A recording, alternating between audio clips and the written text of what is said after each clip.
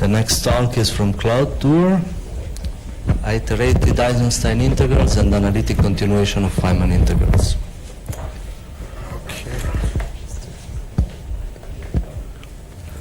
Okay, thank you very much. And thanks to Paul and all the organizers for setting up this very nice workshop. It's a really nice way to start the Christmas holidays. I really enjoyed it. So my talk will be about things which are, I think, very closely connected to many of the main topics discussed here, but at the same time a bit loosely connected, because I think many of the connections still need to be worked out. And, well, I'm not going to define all these words that are in here now. You will see it throughout the talk. But just to set the scene, so for the physicists, no. Oops. Sorry, how does this work? Second one. Okay. Thanks. Okay, so I guess we've had many talks already. The focus of the interest here is for many people is Feynman integrals. And many Feynman integrals evaluate two functions that, well, I call multiple polylogs, other people call them hyperlogs. It doesn't matter, it's the same kind of integrals that appeared in Pierre's talk. He called them Li. The generalization of polylogarithms. We'll define them anyhow in the next slide. So that is a theory that we by now understand quite well. But it's also, we know it's not the end of the story. So already at two loops, this very simple graph, which is the two-loop, two-point function, with massive propagators that we know cannot be expressed in terms of polylogarithms. And that was known for a long time. That was known in the 60s by Sabri, and then David worked on it later. Ettore worked on it, Stefano. And I think the real breakthrough came 6 years ago by the work of Pierre and Spencer Bloch, where they showed that actually, well, these things are still polylogarithms, though not of the type that we are used to. And so the aim of the talk is going to be to give you kind of a status report where I think we stand nowadays in understanding these kind of functions. It's a very personal and biased view, obviously. And there will be functions related to elliptic curves and also modular curves. And those functions that we know now show up in Feynman integrals. But given the focus of the workshop, I decided not to talk about Feynman integrals at all, at least not until the last two slides, but I will focus on hypergeometric functions, where everything is clean, everything is very, you can just show everything on slides, but all the concepts you're going to see carry over one-to-one to Feynman integrals. So expressions are longer and more complicated, but all the concepts are the same. So, before we look at really these hypergeometric functions and these elliptic objects, let's take a step back and let's look at something we know very well, these polylogs, and what they have to do with hypergeometric functions. So let's look at this class of integrals. It's a family of integrals labeled by integer z. And okay, I have my little exponent epsilon here. And while the physicists in the room know, our goal is always to expand in epsilon. So we have the twist, which is all the factors here that depend on epsilon. But what we care about in the end is the Laurent expansion in this parameter epsilon. For simplicity, I've always put here a, b, c equals 1, just because otherwise the formulas wouldn't fit on the slide, but that doesn't matter because the dependence on a, b, c in the Laurent coefficients will always be polynomial, or rational. So then we had many talks already on how you can find a basis of this class of integrals, so essentially finding a basis for the Rahm cohomology twisted by x to the a epsilon 1 minus x to the b epsilon 1 minus lambda x to the c epsilon. And this cohomology is two-dimensional. And here it just gives two integrals, which means that one of the basis elements would have 1 over x. So n1 is minus 1, the other n2 and n3 are 0. And the other one I choose to be 1 over 1 minus lambda x. And as I said, what we care about is computing these things in the Laurent expansion, this parameter epsilon. And so the first two questions you can ask is A, how to do that? B, once you know how to do that, you can ask questions along the lines of Pierre did in his previous talk. What are the mathematical properties? What is the structure that you get? Okay, so let's maybe answer the first question. This is well known. I'll just review it so that everybody's on the same page. And we then also see later the connection with new stuff. So let's take this integral. So this is one of the what we call master integrals, one of the basis integrals, where I put n1 to 0, n2 to 0, and 3 to minus 1. This integral you can easily convince yourself is finite, so you can just expand under the integral sign, and you do all the integrals order by order and epsilon in terms of these multiple polylogs. These are the same functions that Pierre had in his talk called hyperlogarithms. And so now you see that each Laurent coefficient is indeed just a linear combination of these polylogarithms. This is well known. Good. Now, for T1, you do the same. I'm not going to do it. It's technically slightly more complicated because if you have 1 over x, you have an endpoint divergence of 0. We know how to deal with that. You get a poly in epsilon. It's a technicality. I'm not going to discuss it here. So one question you can ask now is, why do you get MPLs? I think this is an important question to go and understand what lies beyond MPLs. So why do you get MPLs in the first place? Well, so what are we doing? We're actually integrating, when you look at it, we're integrating things that are rational functions and logarithms, which are themselves integrals of rational functions, which have poles in 0, 1, and 1 over lambda. And when I think of, well, what do I have? Well, I have a punctured Riemann sphere with and a rational function with poles at these places, so I have a Riemann sphere with punctured at these points. What is a basis for the de Rham cohomology? Not twisted now, it's just standard Riemann sphere with punctures. That is a basis. It's a basis of logarithmic 1 forms, one logarithmic 1 form for every puncture, except one at infinity. There's also a pole at infinity, which I didn't mention. And so what happens is, well, I guess now you see what's going on. If you start from such a rational function, roughly speaking, you integrate once, you get a log, and now you can keep on integrating. And of course, now what you generate is just a nesting of these logarithmic kernels. That is why you generate these polylogs order by order in epsilon. Again, not saying something deep. I just want to bring everybody to the same page. Good. The other question you can ask is, as a physicist, I have to compute these things eventually. Right? That's important as well. Now, here we're in the lucky case that we have very general codes that allow us to compute all of these functions. Also, thanks to the work of Stefan Weinzel. Now, one important question for physicists is always, well, usually if I say, oh, lambda would be a real number, but when you look at what the integral is, we can go back, sorry. Can go back here. If lambda is real, and if lambda is less than 1, then obviously this integral will be real, but if lambda is bigger than 1, then you are in trouble. And what actually happens is you have to correct and initially continue your functions. This we know how to do. For example, if I fix a branch with a log 1 minus lambda, when lambda is bigger than 1, I can extract the imaginary part once I fix the branch of the log. Okay? Good. The other thing we know is you could also compute these things from differential equations. And here I apologize for somehow there's the D missing here. It should be the differential of this. I know, sorry, it's fine.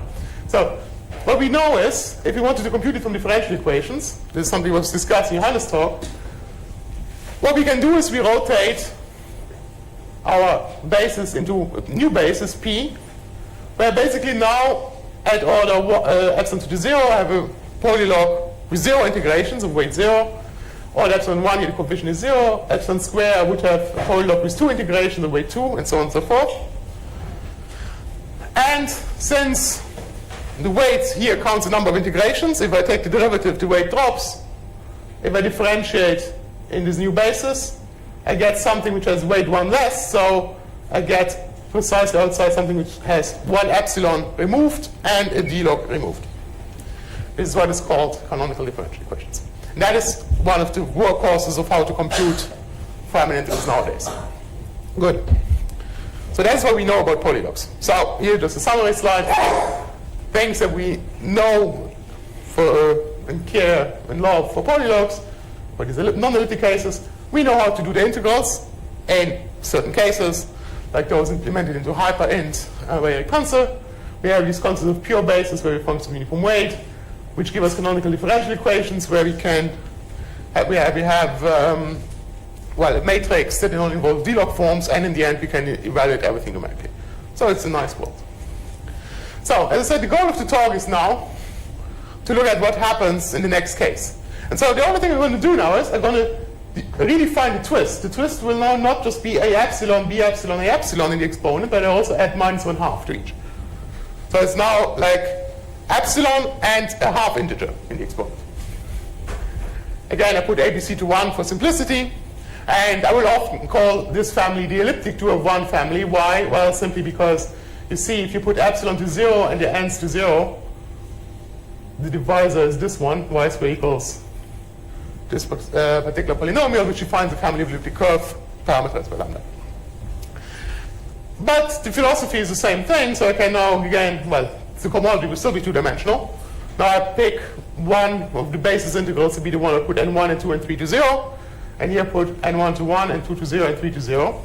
And in particular, here you see that if I take that integral, where n1 and 2 and 3 are 0, and I also put epsilon to 0, then manifestly we land on a complete elliptic integral of the first kind, which is why, another reason why I like to call this family the elliptic 2 of 1 family. And so what we're going to do now in the rest of the talk, we're going to redo exactly the same slides that we had in the previous case, but now for this family. And so the first thing we can do indeed now is, again, can we compute these things? So if the integral is finite in epsilon, go and expand on the integration sign. Fine. So what you get is this. So you have now, if you compare it, y is my square root of this guy, so dx over y, which remains, and then the rest is expanded in epsilon, and I get a log at every order. All right? Good.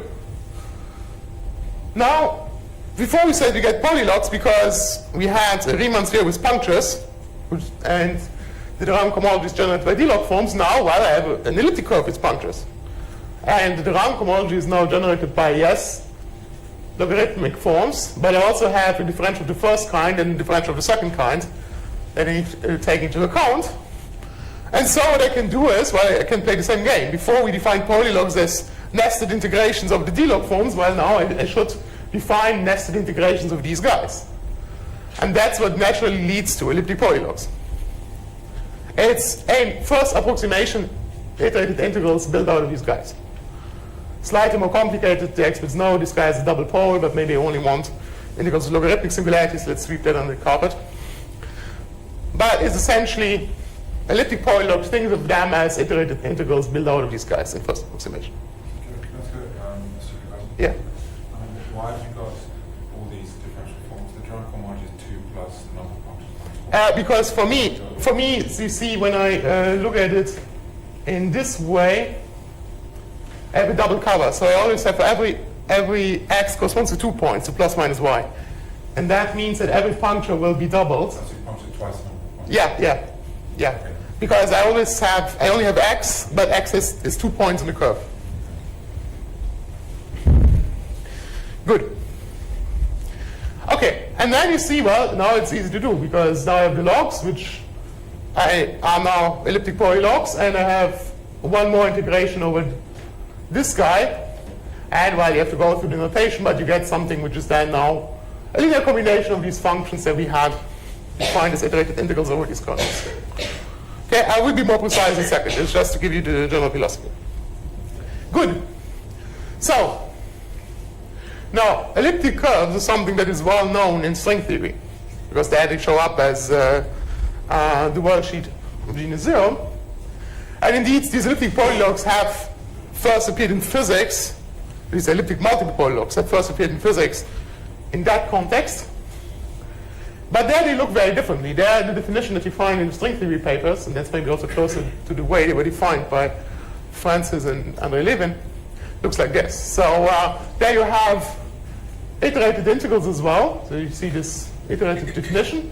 But now the integration kernels are these guys, which themselves are given by some infinite generating function, say in first approximation, where indeed these little g's now have simple poles, so they have logarithmic similarities.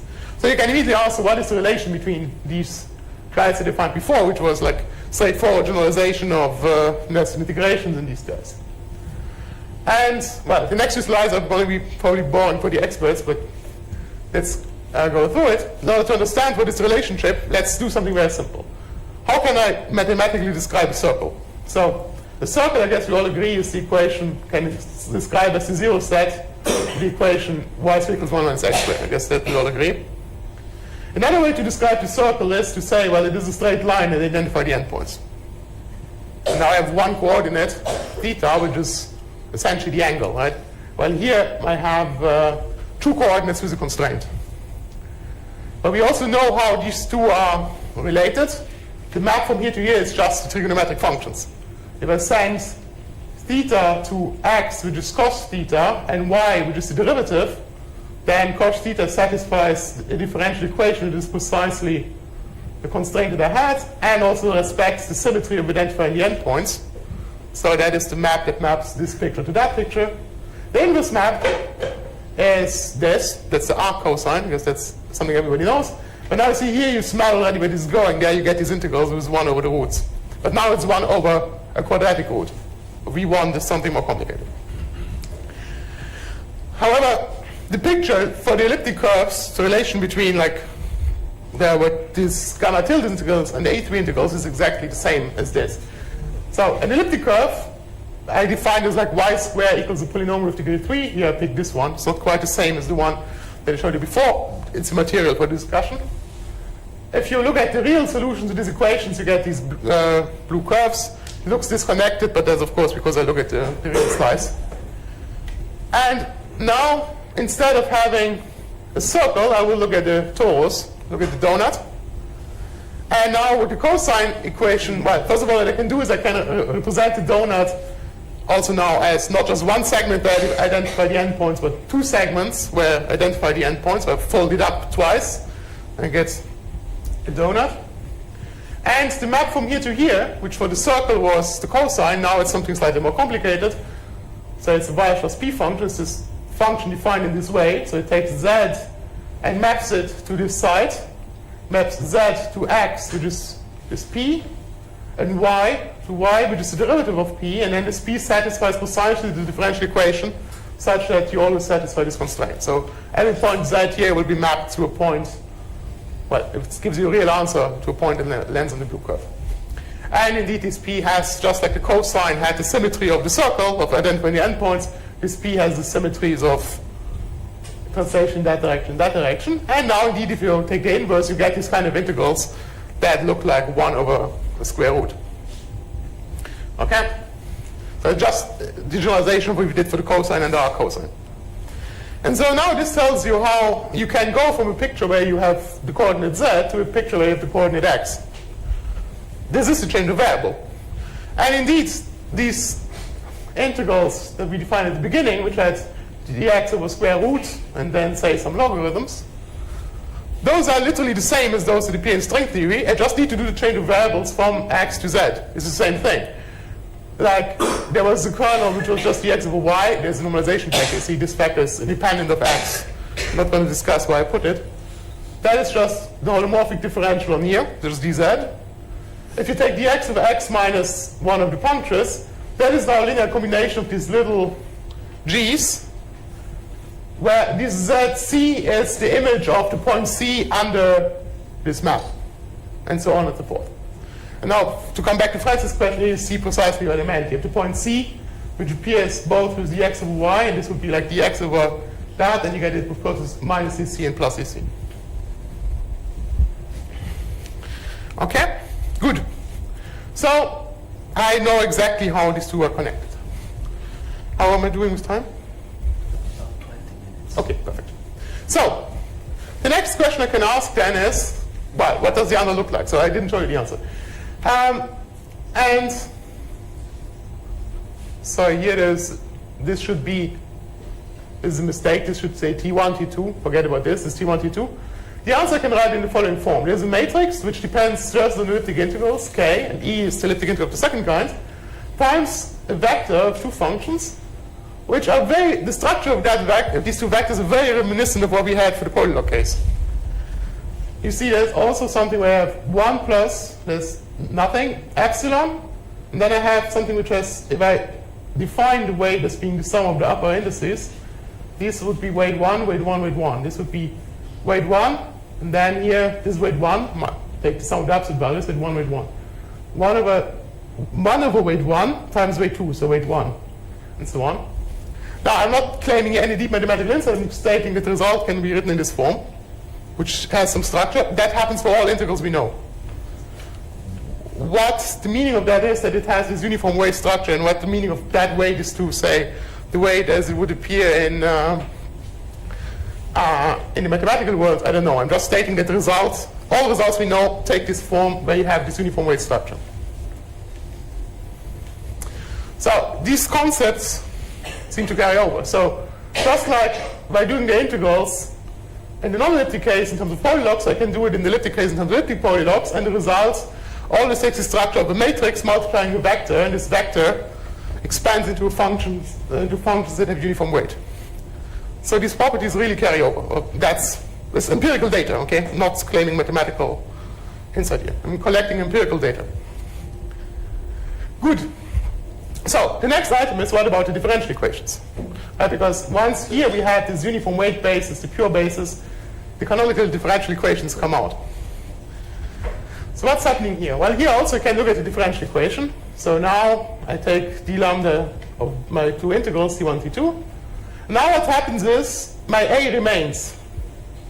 Sorry, well, my a meaning here the term that does not vanish as epsilon goes to 0. There's a term that looks like the one that we had for the non-elliptic case, which epsilon times a matrix with logarithmic 1 forms. But there's also something that remains. That is just because my elliptic integrals satisfy a couple 2 by 2 system. I cannot decouple it even at epsilon equal to 0. What I can do, this was done in the past, is indeed I now look at the differential equation for this vector u1, u2, which I remind you is defined here. So this should be t1, t2 equals some matrix, which is complicated. We can discuss later how I find it, times this vector u1, u2. And this u1, u2 was the one that was closer to this uniform weight function, so I can go and differentiate those. If I do that, now I find that indeed, by construction actually, this term goes away, and I have something which only has epsilon outside. But now my matrix omega looks more complicated, because now my matrix omega will depend on elliptic integrals. And that tells you that the elliptic integral has weight a half, as Francis has been telling us for 10 years. But there's pi, but there's also pi down here. That's right. So for that not to change the weight, k must have the same weight as pi to the half, which is what Francis has been telling us for 10 years. Yeah, but okay. You can discuss, if you make that assignment, then the counting, as we physicists do, it doesn't work out. We can discuss that later. So, in any case, that's what it is, but this looks very different from one you had for our elliptic polylog. So everything was dx over y. Right here we have all of a sudden this k of lambda sitting here. So what is the relation to polylogs, to elliptic polylogs? This looks very different. And in order to understand the relation, you have to actually remember that, well, that was our elliptic curve, which sat in the integrand. But it actually defines a family of elliptic curves parameterized by lambda. And if I change lambda, I actually change the shape. Right? So my dynamical variable lambda is actually parameterizing the shape. So it's actually a function on the modular space of these curves. Now, mathematically, the shape of the curve is encoded then in what is called lambda, which is the ratio of two complete elliptic integrals. That is related to, if you remember the picture of the torus, is the thickness of the torus. I can add these two directions. And this, the torus, if I fold it up, gives you a parallelogram. If I normalize this to B1, this point here is tau.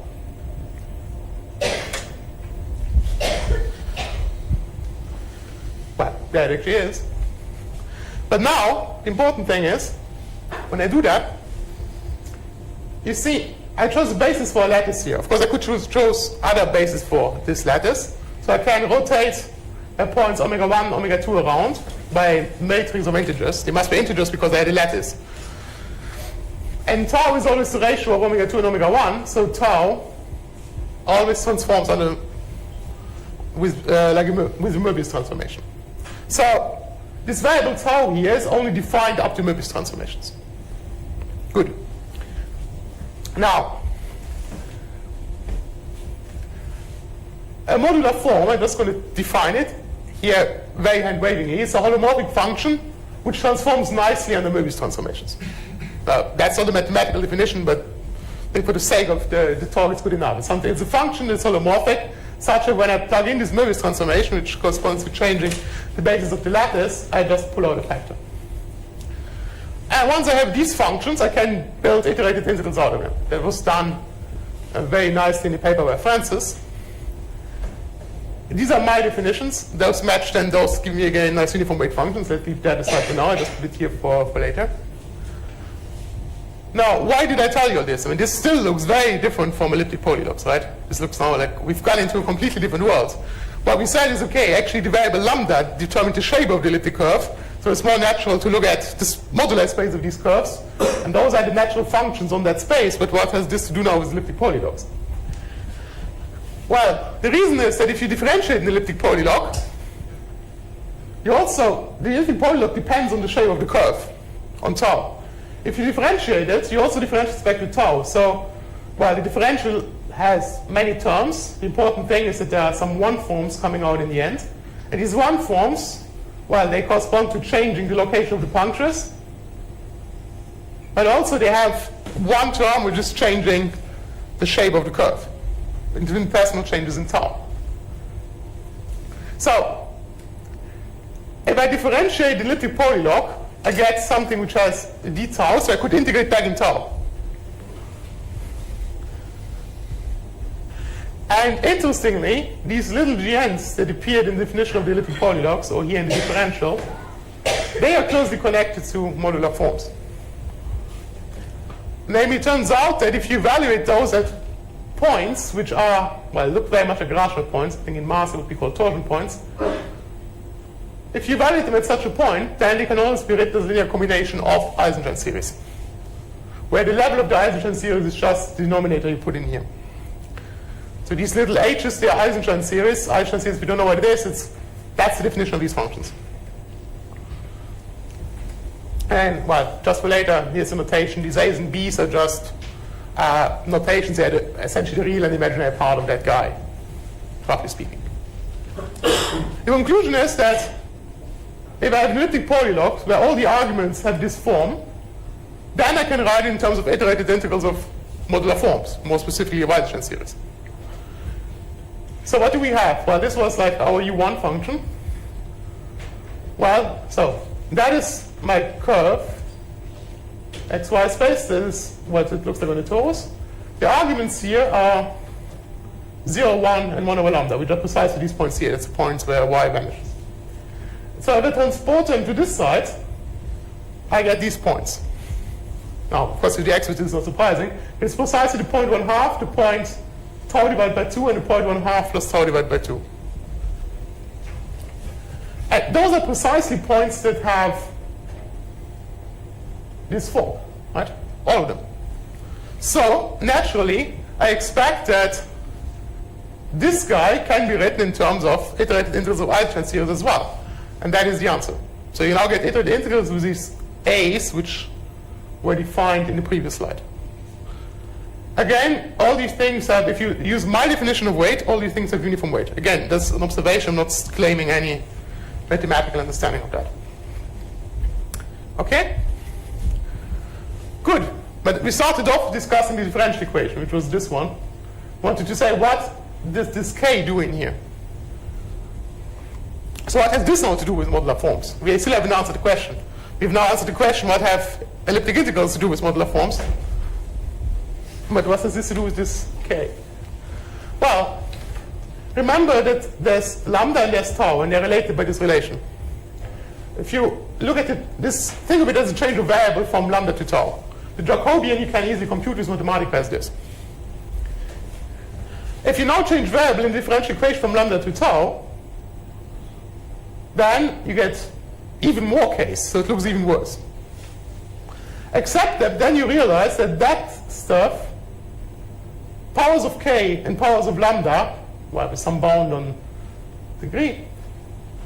Those are generating precisely all the Eisenstein series, or actually all the modular forms for, well, the X with certain subgroup gamma 2, for all the modular forms I care about here.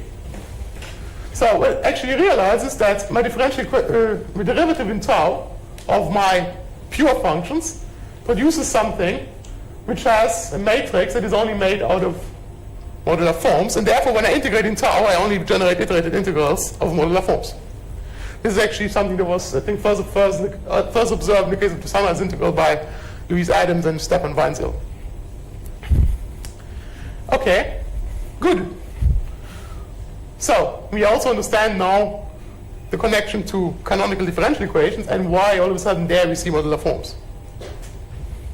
So all this stuff we understand. There's one item which as a physicist is very important, which is this one. I still haven't told you how I can get a number out of this stuff, right? Now here, that's actually, now we come to what the title of the talk actually promised. So my modular forms turn out to be invariant under translation by 2. I'm not going to discuss why, but they are. And if you have a function that's invariant under translations by 2, you can write it, give it a Fourier expansion in this variable. So I shift tau by 2, the function remains invariant, and therefore my integration kernels remain invariant.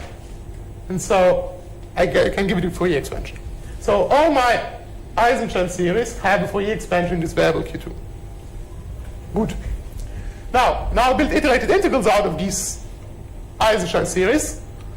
So obviously also those will have Fourier expansions.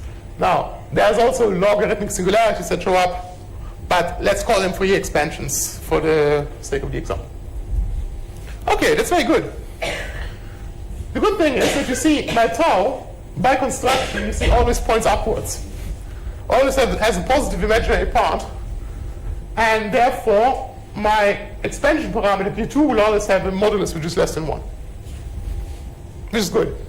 That means that for large imaginary parts of tau, this thing will converge very fast, but of course, if the imaginary part of tau is small, the convergence will be very, very poor.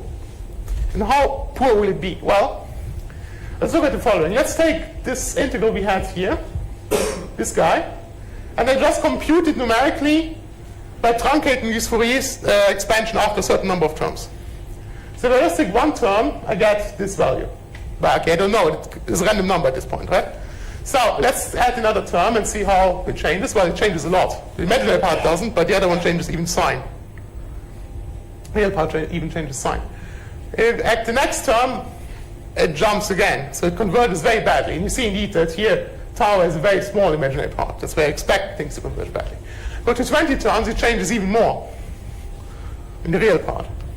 If I go to 30 terms, now it seems to stabilize, because now you see that at least the first 2 digits are getting better. Now I can go to 40 terms, I get 2 more digits, and then get to 47 terms, and now you see slowly after 50 terms I reach something where the first 10 digits are stable. So you see how poor the convergence is. But you can make a modular transformation to go to a better. Well, if I can go to the next slide, then we will do that. That's why there's not a column here, right? Very good. So, what David was alluding to is the following. I told you that all of these taus, they are equivalent up to a Möbius transformation. And if you look at what the upper half plane is, up to Möbius transformation is what's called the fundamental domain. It's this strip here. And this strip has the property that for whatever point in the upper half plane you pick, there will always be an element SM2Z that maps to this blue domain. So for example, if I take this point down here, which is the point we had on the previous slide, I can just take this gamma and I get a new tau, which now lands, well, on the edge of the blue strip, but on the blue strip. And the blue strip, you see, has the property that the imaginary part will always be larger than this point, which is, well, this is the imaginary part here will be √3 or 2 or something like that. Forgot the exact value, but you can easily work it out. But definitely, the imaginary part in the blue strip will always be larger than anything down here. Now, the good thing is my Eisenstein series, well, they're not invariant under these SL2Z transformations, but they transform nicely. They just get rotated around. So here you see they are labeled by these indices R and S, which go between 0 and n. if I do a Mills transformation, I just just change the values of R and S. They get rotated around. Okay, and I call it here what I call H. The real part I call it A, the imaginary part I call it B. The transformation formulas for A and B are not quite as nice because they have to take the real imaginary parts, but they're easy to work out. Okay? And then all of a sudden you realize that this integral that we had in the previous slide, that converged slowly, I can write it in terms of this new variable tau prime. And that is the identity. You can work out all these identities. It's very easy to do. You put it on the computer. As a side comment, what you generate constants here, which are actually the multiple modular values that Francis has introduced a few years ago. So you also have to figure out how to evaluate those. It can be done. And now we can check, okay, if I now take my integral here, but now I use this expression on the right-hand side to do the numerics, what do I get? Well, now, after one term in the expansion, I already get 3 digits. After 2 terms, that's it. There's no more, the value doesn't change anymore. So with just 2 terms in the expansion, I get 10 digits, while before the mapping, I needed 50 terms in the expansion. So this really tells you that you can get very efficient numerics for these things. And here I show you the 2 integrals at order from 0 to 1 for all real values. This is all real values of lambda. Both the real part and the imaginary part of these integrals. Right, this is just integral T1. Just to show you that you can get numerics for all values, and for physicists and physics language, analytically continue to all kinematic regions. Sorry. Okay. So we also know how to efficiently evaluate these guys. And just to come back to where I started, which was physics, to show you that this can be used for physics, let's look at an example we have from physics, which is these 3 integrals. They show up in the calculation for what is called the rho parameter. Had 3 loops. Now, for the mathematicians, if you don't know what the rho parameter is, it's not so important. It's one physical quantity you can compute. And if you want to compute it at this order and perturbation theory, you need to compute these Feynman integrals, which were not known analytically. They were known numerically, so I'm not claiming any new physics result here. But what you find is, you find now that these integrals, they have precisely the structure I mentioned before for the geometric part. This is again this matrix which psi is like a complete elliptic integral of the first kind, phi is complete elliptic integral of the second kind. And then there is again a vector of 3 other functions. Those have again not claiming deep mathematical insight as observation. Those are, in my conventions, functions of pure functions of uniform weight, order by order, and epsilon. And I can go and compute these things now numerically with very high accuracy. And, well, just to show you this mapping is important. We have here T is the variable, which is the ratio of the 2 masses of the small mass and the large mass. But I can, of course, also have a contribution from swapping green and blue, where I could have green here and blue here. I need both, which corresponds to sending T to 1 over T. So it's very important, if I want to have the function for the range T between 0 and 1, that all my functions I can evaluate for all values of T, because I need them for T and for 1 over T. So that is literally what in physics you can call analytic continuation of these functions. But all this can be done, and you can get stable numerical answers for all of these things. So let me conclude. I hope I could convince you that in the last 2, 3, 4 years, we've learned a lot about Feynman integrals that we cannot evaluate in terms of polylogs. In particular, for those that evaluate to iterated integrals of Eisenstein series, I think by now we've reached a very solid understanding. We really understand what it means to have nice differential equations in canonical form, what pure functions are, whatever that means mathematically needs, probably should be investigated a bit better, but at least from the physics point of view, we have a way of setting up the calculation as we did for polylogs. Those are single variable problems that fall into this class of iterated Eisenstein integrals. So it's a very specific subset. But also for this subset, we know how to do all the analytic continuations and all the numerical evaluations in a very fast and reliable way. However, as I said, this is a very specific subset. There's still a lot to do. Like, these are all one variable problems, so the only kinematic variable is tau. But in general, in physics, we have many more scales. So one of the issues is how this is generalized to more scales. Shep and Weinzel is sort of the people exploring this, and he has observed that they also get iterated integrals where you have more than one elliptic curve appearing. So what these functions are needs to be understood. And the other thing, I think, which needs to be understood is that these two of one example that I showed you, and also all the physics examples where Eisenstein series showed up, are situations where the only functions that I have are the ones that appear also here in the square root. But in physics in general, you would also have singularities in some other places. They would come from subtopologies. They would be inherited from subtopologies in general. So now you would have integrals of this type, which if you translate into iterated integrals of lambda, you would have these powers of k, which gave us Eisenstein series before, but now divided by lambda minus c, some pole in some random location. Those will not be iterated integrals of Eisenstein series. Now, what these integrals are, how to evaluate those numerically, I think the idea, I also discussed it yesterday over dinner briefly with Francis, but that is something that I think no one has looked at this point, at least not systematically. Okay, and I guess with that, I thank you very much for your attention, and I'm happy to answer any questions.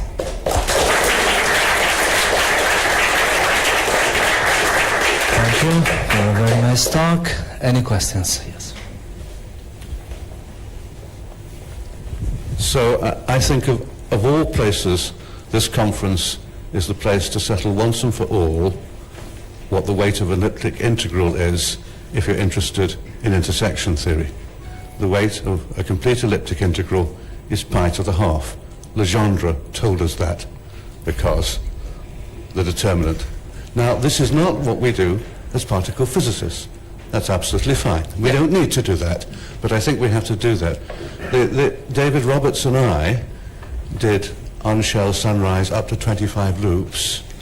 I found all the quadratic relations between them, and the first thing that David did was divide my Feynman integrals by appropriate multiples of the square root of pi, so that at the end of the day our paper has the intersection numbers of the Betty and de Rham cohomology with the periods relating them, precisely as we were seen by pure mathematicians down there.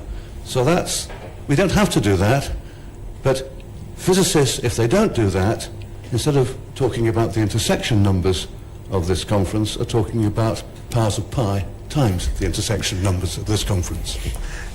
Thank you.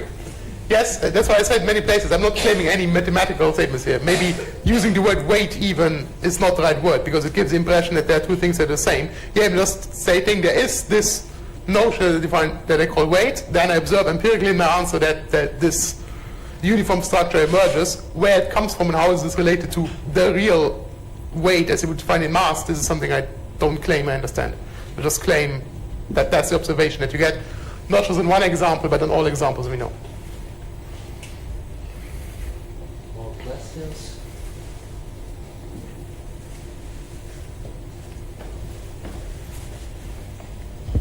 I don't see more hands, so let's thank again Claude and Pierre.